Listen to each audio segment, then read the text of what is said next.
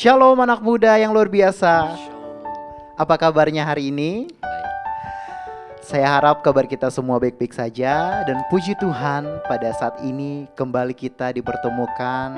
Kita boleh bersama-sama untuk memuji, memuliakan nama Tuhan meskipun masih melalui online. Tapi saat ini kita mau sama-sama datang di hadapan Tuhan. Dan mari kita mau sama-sama siapkan hati kita. Kita boleh datang menghampiri tata Tuhan yang kudus. Terima kasih Tuhan. Sungguh kami mengucap syukur Tuhan buat kasih-Mu.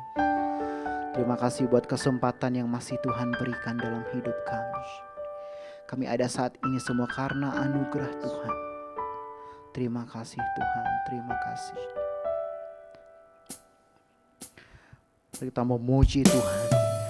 Kita mau meninggikan nama-Nya. Terima kasih Tuhan.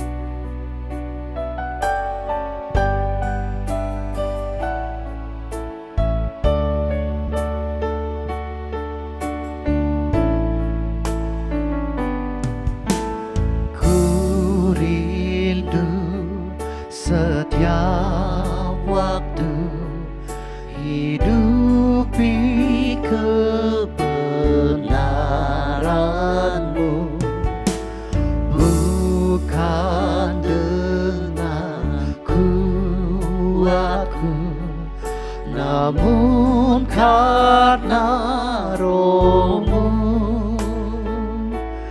Yesus, Kau yang ku pegang teguh.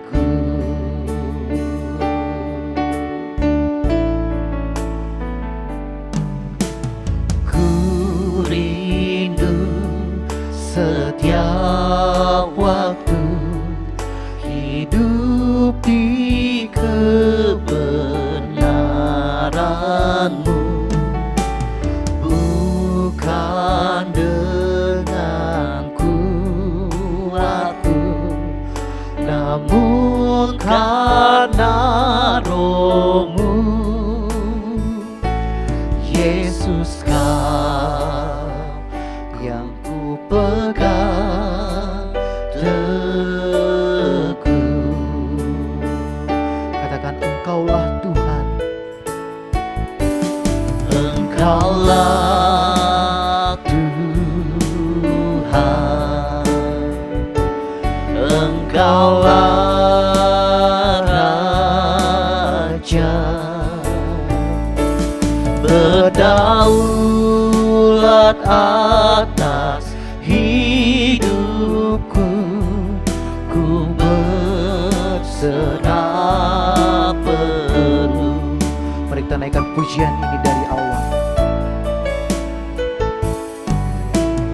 Ku rindu setiap waktu hidup di kebenaran-Mu, bukan dengan kuatku, namun karena Roh-Mu.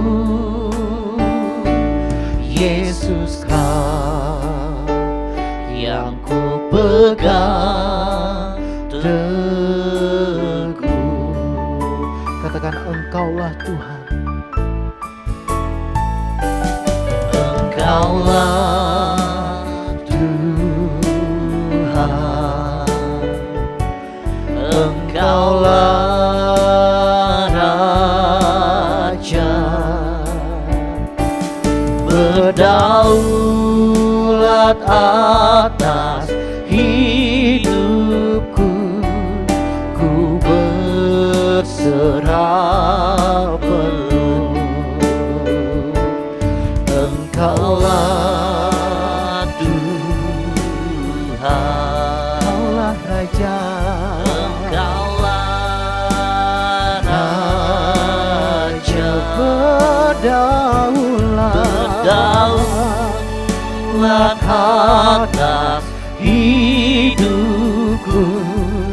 Ku berserah. Engkaulah Tuhan. Engkaulah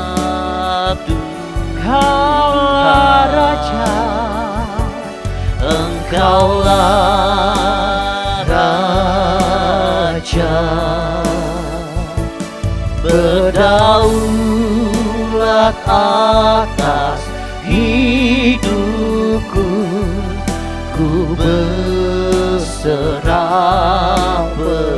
berdaulat atas hidupku, berdaulat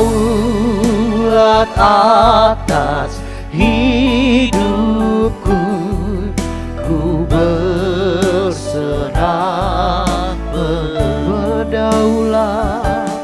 berdaulat atas hidupku, ku berserah penuh. Benar Tuhan, Engkaulah Raja kami, Engkaulah berdaulat atas hidup kami Tuhan. Sungguh kami ucap syukur Tuhan, kami boleh ada saat ini, semua karena anugerah Tuhan.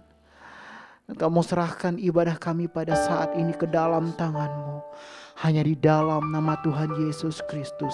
Haleluya, amin. Oke, saya mau menyapa teman-teman di rumah sekali lagi. Shalom. Shalom. Shalom. Shalom. Saya mengundang kita semua untuk bangkit berdiri. Mari kita mau lebih lagi memuji Tuhan. Kita bersorak bagi Dia, sebab Dia yang layak kita tinggikan. Haleluya.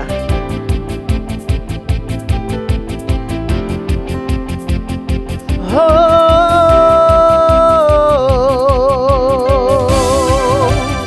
mari kita mau lebih lagi tepuk tangan bagi Tuhan.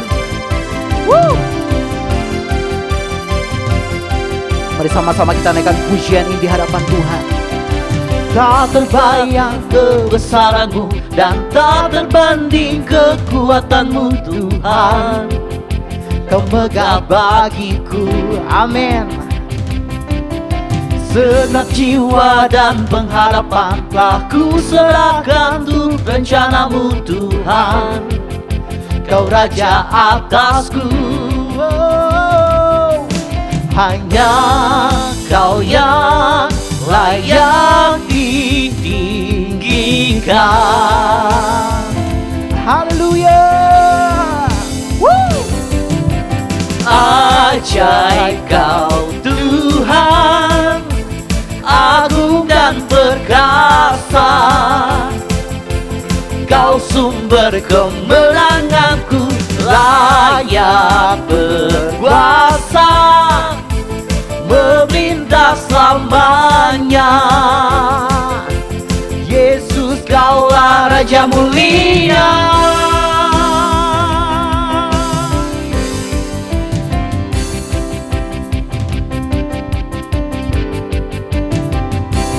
Yang kebesaran-Mu dan tak terbanding kekuatan-Mu Tuhan. Kau megah bagiku, segenap jiwa dan pengharapan telah ku serahkan untuk rencana-Mu Tuhan. Kau Raja atasku, hanya Kau yang layak ditinggikan. Amin. Ajaib Kau Tuhan, agung dan perkasa. Kau sumber kemenanganku, layak berkuasa, memerintah selamanya. Yesus Kaulah Raja mulia. Mari tepuk tangan.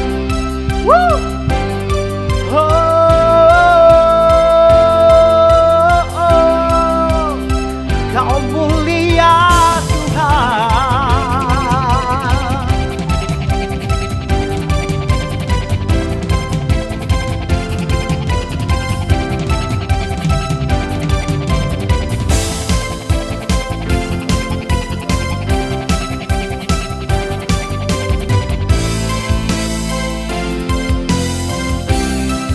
Mari sama-sama katakan, ajaib Kau Tuhan, agung dan perkasa. Kau sumber kemenanganku, layak berkuasa, melintas selamanya. Yesus, Kaulah Raja mulia, ajaib Kau Tuhan, agung dan perkasa. Kau sumber kemenanganku, layak berkuasa, melintas selamanya. Yesus, Kaulah Raja mulia, Raja mulia, Raja mulia. Haleluya. Teman-teman dipersilakan duduk kembali. Tiba saatnya kita akan mendengarkan kebenaran firman Tuhan. Mari kita mau lebih lagi mempersiapkan hati kita, boleh ditabur oleh kebenaran firman Tuhan.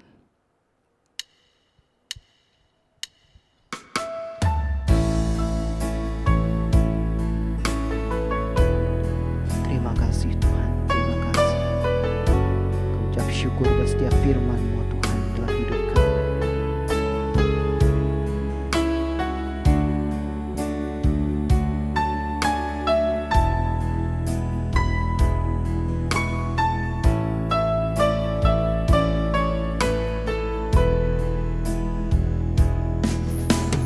Betapa dahsyat Engkau Tuhan, pencipta segala yang ada, dulu sekarang sampai selamanya. Hanya Engkau Tuhan, tak terselami pikiran-Mu, tak terukur panjang setia-Mu, dulu sekarang sampai selamanya. Hanya Engkau Tuhan,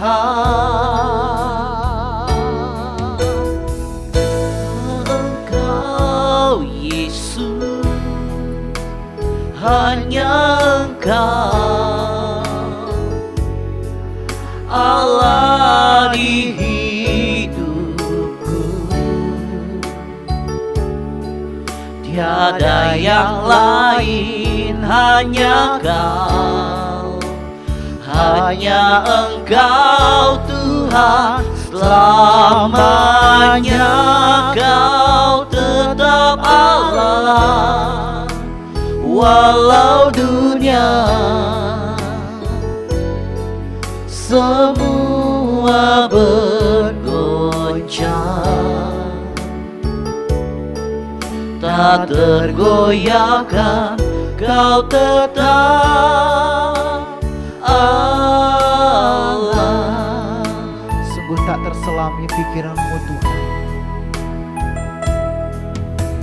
Tak terselami pikiran-Mu, tak terukur panjang setia-Mu, dulu sekarang sampai selamanya. Hanya Engkau Tuhan, ku sembah Engkau Yesus, hanya Engkau Allah di hidupku. Tiada yang lain, hanya Kau, hanya Engkau Tuhan. Selamanya Kau tetap Allah, walau dunia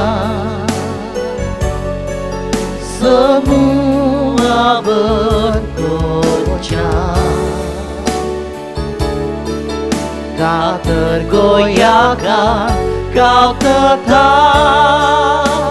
Allah.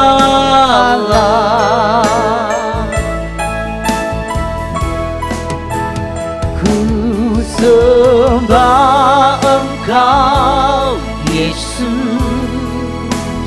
hanya Engkau Allah di hidupku. Tiada yang lain, hanya Kau, hanya Engkau Tuhan. Selamanya Kau tetap Allah, walau dunia semua bergoncang, tak tergoyahkan, Kau tetap Allah, Kau tetap Allah, Kau tetap Allah.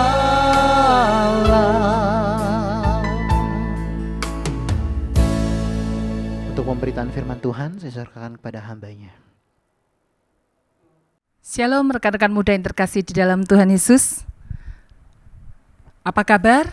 Buat semuanya, saya percaya semua dalam keadaan sehat, semua dalam keadaan baik-baik, dan itu menjadi doa kami semua.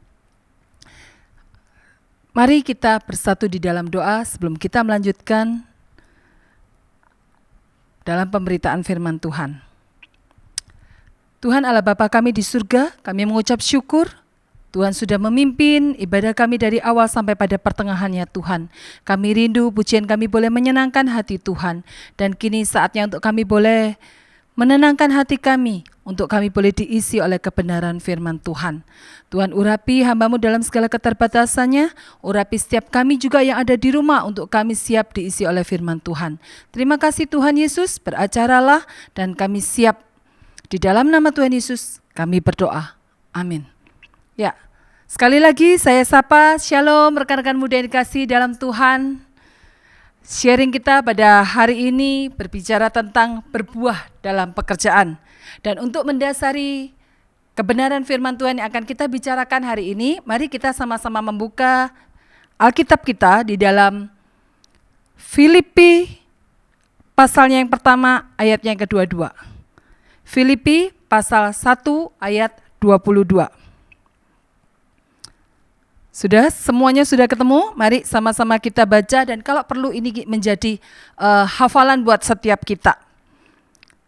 Mari sama-sama, 1, 2, 3.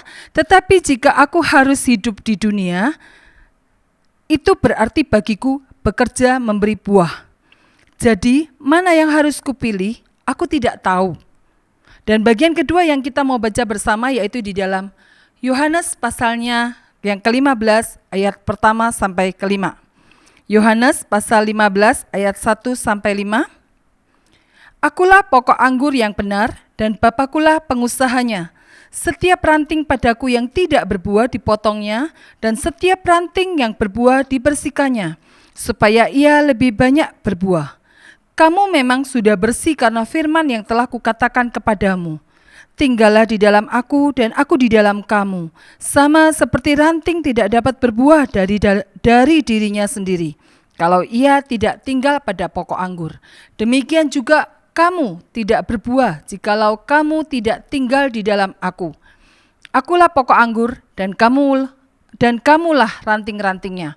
Barang siapa tinggal di dalam aku dan aku di dalam dia, ia berbuah banyak. Sebab di luar aku, kamu tidak dapat berbuat apa-apa. Rekan-rekan yang terkasih di dalam Tuhan, kalau kita mendengar kata buah, dalam benak kita sudah terbayang buah-buah yang lezat, mangga, semangka, dan banyak buah-buah lain lagi yang kita bisa pikirkan dan kita bisa nikmati. Dan yang uniknya, dan saya percaya semua juga tahu bahwa buah-buah ini tidak mungkin menikmati dirinya sendiri. nggak ada buah mangga makan buah mangga, ya, kecuali iklan jeruk kok makan jeruk, begitu ya. Nah, tapi siapa menikmati? Kita, orang lain, orang-orang, manusia ya, yang menikmati buah-buah itu. Nah, demikian juga firman Tuhan berkata, kalau dikatakan bahwa kalau aku hidup, Rasul Paulus mengatakan, kalau aku hidup, aku harus bekerja menghasilkan buah. Nah, berarti ada orang-orang lain yang ada di sekitar Rasul Paulus yang menikmati buah dari Rasul Paulus ini. Apa yang dimaksud buah di sini, baik di dalam Yohanes maupun di dalam Filipi tadi, adalah bukan hanya sekedar buah jiwa-jiwa yang dihasilkan, tetapi juga buah karakter yang dihasilkan. Ya, rekan-rekan, pertanyaannya, bagaimana di dalam kesibukan kita setiap hari, sibuk dalam pekerjaan, sibuk dalam pelayanan, sibuk dalam keluarga kita tetap bisa menghasilkan buah-buah ini. Menghasilkan buah bagi Tuhan maupun bagi orang-orang di sekitar kita. Menghasilkan buah karakter kita maupun jiwa-jiwa yang percaya kepada Tuhan. Rekan-rekan yang terkasih di dalam Tuhan, Rasul Paulus, dia bukan hanya seorang pemberita Injil, ya kan? Dia juga seorang pembuat kemah untuk memenuhi kebutuhannya. Jadi, meskipun dia bekerja, dia tetap bisa memberitakan Injil. Meskipun dia memberitakan Injil, tapi dia tidak lupa untuk bekerja. Bukankah demikian juga dalam kehidupan kita sehari-hari? Bagaimana kita tetap bisa menghasilkan buah di dalam kesibukan kita, di dalam pekerjaan kita? Nah, paling tidak ada dua aspek yang berkaitan erat, yaitu hubungan kita dengan Tuhan yang memberikan pertumbuhan itu, dan hubungan kita dengan sesama yang juga menikmati buah-buah itu. Ya, rekan-rekan yang dikasihi dalam Tuhan, aspek yang pertama yaitu hubungan kita dengan Tuhan. Itu sangat berpengaruh untuk kita bisa menghasilkan buah. Ya, bagaimana caranya? Satu-satunya syarat yaitu kita harus melekat dengan Tuhan. Seperti Yohanes 15 tadi berkata bahwa Yesus adalah pokok anggur dan kita adalah ranting. Tidak ada ranting yang patah bisa menghasilkan buah. Yang ada ranting yang patah ini besok lusa pasti sudah mati. Kenapa? Karena tidak ada nutrisi yang mengalir di dalam ranting itu. Demikian juga setiap kita. Kalau Yesus adalah pokok dan kita adalah ranting, kalau kita tidak menempel erat dengan ranting itu, dipastikan rohani kita cepat atau lambat pasti mati. Kenapa? Karena tidak ada nutrisi yang masuk ke dalam rohani kita. Apa nutrisi itu? Firman Tuhan. Tidak ada nutrisi yang mengalir di dalam kehidupan rohani kita. Tidak ada firman Tuhan yang ada mengisi dalam hidup kita. Cepat atau lambat, kita pasti mati rohani kita kalau kita tidak menempel, melekat erat dengan Tuhan. Saudara-saudaraku yang terkasih, tidak hanya kita tidak bisa berbuah atau mati, atau kita melekat sedikit saja, melekat yang enggak erat. Apa efeknya? Tentu kita tidak bisa berbuah lebat, firman Tuhan berkata. Kita tidak bisa menghasilkan buah. Kalaupun menghasilkan, mungkin buah kita tidak akan bisa besar atau tidak bisa mengembang dengan sempurna. Ya. Itu kalau kita tidak menempel erat, melekat dengan pokok anggur itu. Kenapa? Karena nutrisi itu terganggu, yang masuk ke dalam tubuh kita terganggu. Nutrisi itu juga memberikan, menyalurkan, membersihkan kehidupan rohani kita. Firman Tuhan itu membersihkan kehidupan rohani kita. Ada banyak pengajaran, ada banyak hal-hal yang kita pelajari. Baik, apalagi saat ini semua media online kita bisa lihat dari berbagai macam. Semua pengajaran kita terima. Mana yang benar? Kalau kita tidak punya pengajaran dari firman Tuhan yang benar, yang kita sendiri belajar, melekat, kita tidak akan bisa membersihkan pengajaran-pengajaran yang tidak tepat. Yang ada kita malah terombang-ambing dengan pengajaran-pengajaran yang ada. Ya, rekan-rekan, Kalau sudah seperti itu, bagaimana kita bisa menghasilkan buah yang lebat? Jangankan lebat, menghasilkan buah pun mungkin kita tidak bisa. Kenapa? Karena tidak ada nutrisi yang baik yang masuk ke dalam tubuh kita. Seperti saya beberapa tahun yang lalu saya tinggal di cabang ya, di pastori sana ada buah mangga yang memang saya tidak menanam, tapi di awal-awal saya tinggal di sana saya senang siramin, saya pupuk gitu ya. Tapi sayangnya buah mangga ini enggak berbuah dengan baik. Sempat saya melihat buahnya rontok. Sempat lihat buahnya kemakan binatang. Jadi tidak bisa berbuah dengan baik. Tidak, nutrisinya tidak baik masuk ke dalam tubuhnya. Dan akhirnya apa yang terjadi? Karena supaya tidak mengganggu lebih lanjut lagi, karena itu kan halaman tidak terlalu besar, karena pohon mangga itu tertanam akarnya takut mengangkat dari rumah ini, akhirnya kita tebang pohon mangga ini. Ya, tidak ada gunanya, tidak menghasilkan buah, bahkan ada rayap di batang pohon itu, dan itu membahayakan untuk rumah di mana kami tinggal. Nah, rekan-rekan yang terkasih dalam Tuhan, betapa pentingnya kehidupan kita untuk melekat dengan Tuhan, untuk kita bisa menghasilkan buah. Bagian kedua, aspek kedua yaitu hubungan kita dengan sesama, yang tidak kalah pentingnya untuk kita menghasilkan buah itu. Kenapa? Karena mereka juga menikmati buah-buah itu. Hubungan kita yang dengan sesama, apa yang harus kita lakukan? Yang pertama, di dalam hubungan kita sama, kita harus memiliki satu sikap rendah hati. Dalam kita bekerja sama dengan orang lain, kita harus memiliki sikap kerendahan hati ini. Firman Tuhan berkata di dalam Matius pasal yang kelima, ayatnya yang ke-14, kamu adalah terang dunia. Kota yang terletak di atas gunung tidak mungkin tersembunyi. Ya, rekan-rekan, sehebat-hebatnya kita bekerja, sepintar-pintarnya kita mengambil keputusan kalau kita seorang pemimpin, tetapi kalau kita tidak memiliki kerendahan hati ini, kita tidak akan menghasilkan buah bagi Kristus. Tidak ada orang yang tertarik untuk ikut dengan kita. Tidak ada orang yang tertarik dengan kehidupan kita bila kita tidak memiliki kerendahan hati ini. Kita nggak layak untuk sombong. Kenapa? Karena Tuhan yang memberikan kemampuan, kepandaian, keahlian di dalam diri setiap kita. Itu sebabnya akan lebih baik kalau kita dengan rendah hati menolong orang lain, menolong karyawan kita, mempedulikan mereka. Itu akan sangat menarik kehidupan kita. Dan orang akan bertanya, siapa orang ini? Kenapa dia begitu rendah hati? Kenapa dia bisa begitu mengasihi? Ya, pasti orang akan lebih tertarik dengan kehidupan kita kalau kita memiliki satu kerendahan hati. Bagian yang kedua, yang mempengaruhi untuk kita bisa berbuah bagi Kristus di dalam pekerjaan kita. Apa? Yaitu perkataan yang memberkati.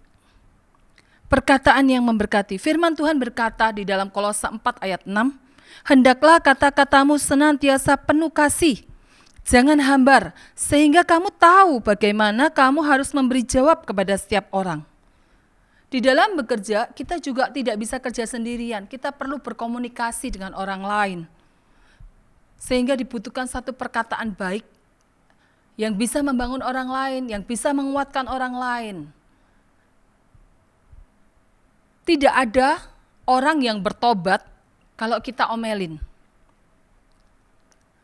Dengan kata-kata omelan tidak membuat orang tertarik untuk mengenal Kristus. Itu sebabnya penting sekali untuk kita menyampaikan perkataan yang penuh kasih, perkataan yang memberkati, perkataan yang jangan hambar.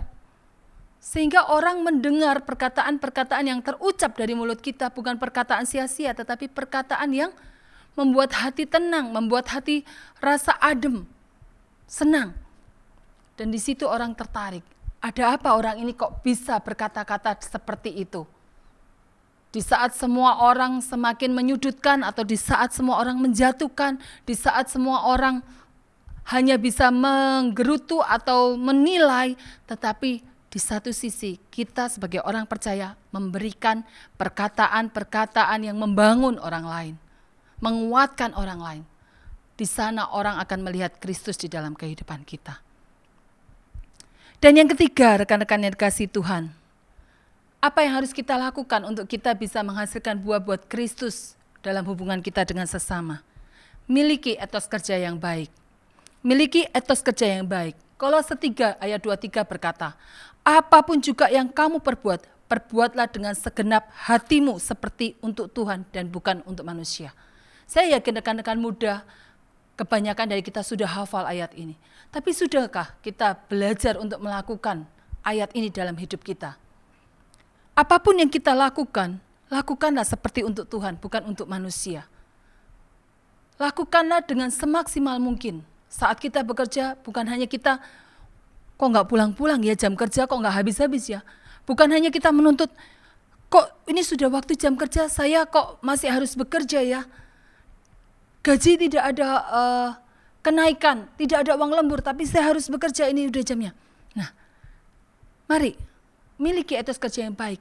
Bukan kita hanya lakukan terbatas dengan aturan, tetapi kita mau memberikan yang terbaik dengan Tuhan. Memberikan yang terbaik buat Tuhan. Lakukan dengan maksimal. Apa yang kita punya, apa yang kita mampu. Tuhan akan memberikan lebih buat kita. Ya, kita bisa menjangkau banyak jiwa melalui etos kerja yang baik. Orang akan melihat siapa orang ini ya. Orang ini tidak perhitungan.